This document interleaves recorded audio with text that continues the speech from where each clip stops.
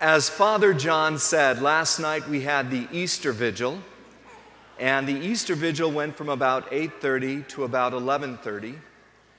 And during the Easter Vigil, we baptized 20 people.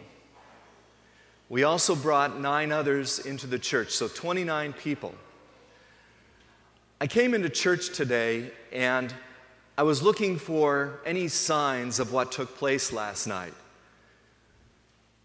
I looked up in the font, and I have to tell you, the font is in need of a little cleaning.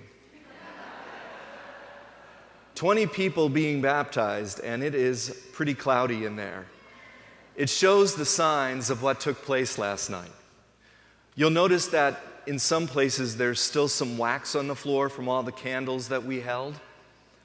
And if you smell my alb, it smells of Easter fire and incense. And on one of my sleeves, I have a little bit of the sacred chrism. So I have a little sacred chrism smell.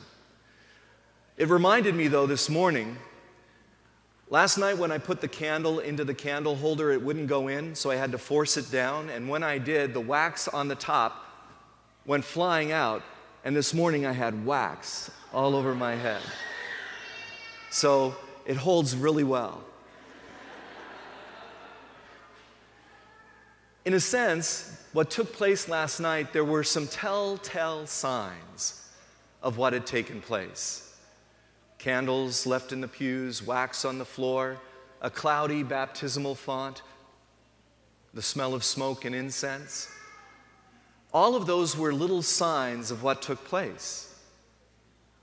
But what's most important of what took place was the faith that was shown by 29 individuals, their sponsors, their families, and a community that gathered for 3 hours to worship together and remember that Christ had risen.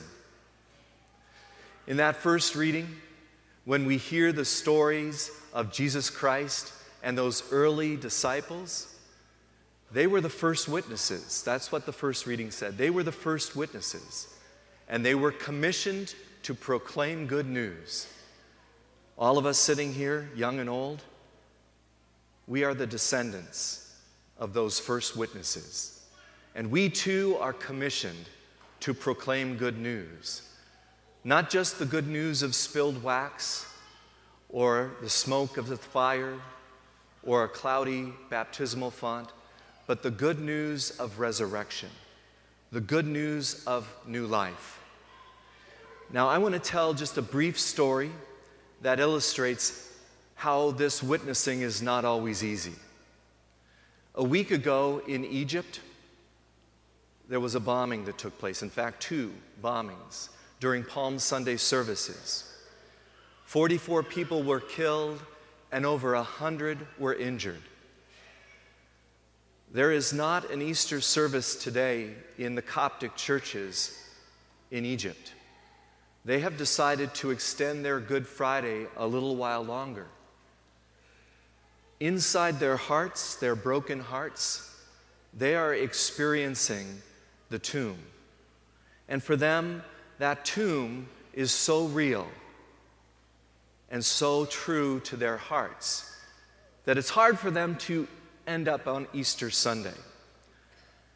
But there was a priest on Monday last week, the day after the bombing. His name is Father George.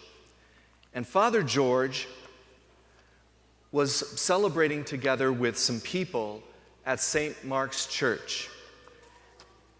I thought, boy, Monday night after the bombing, that church would be empty. But it was more full than we are right now. They had chairs in the street on that day. Their choir loft filled, their gathering area filled, the church filled with people who wanted to hear the good news after the tragedy. And this is what Father George said, and I want you to hear Easter in his words. When someone is headed home, he keeps looking at the time. He asks, "When will I get home? Are we there yet?" Can you imagine if in an instant he finds himself in a rocket ship sent straight to his destination? Father George said, Thank you. Thank you to those who did this. We thank you because you shortened for us the journey. Thank you for helping us achieve our goal. I believe in God. I believe in the resurrection. Father George believes in the resurrection. It's not to him a thought of faith.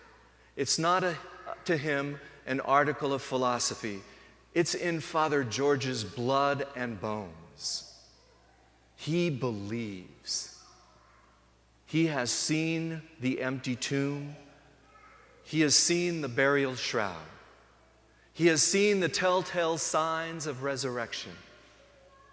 And he believes. My brothers and sisters, we are descendants of those first witnesses. And like Father George, we are commissioned to proclaim good news no matter the circumstances. We are to proclaim with the smell of incense and Easter fire, with a little chrism on our fingers. We are called to proclaim that Jesus Christ is Lord, that death is not more powerful than life, that love conquers sin once and for all. So, my brothers and sisters, He is risen. He is risen. Alleluia.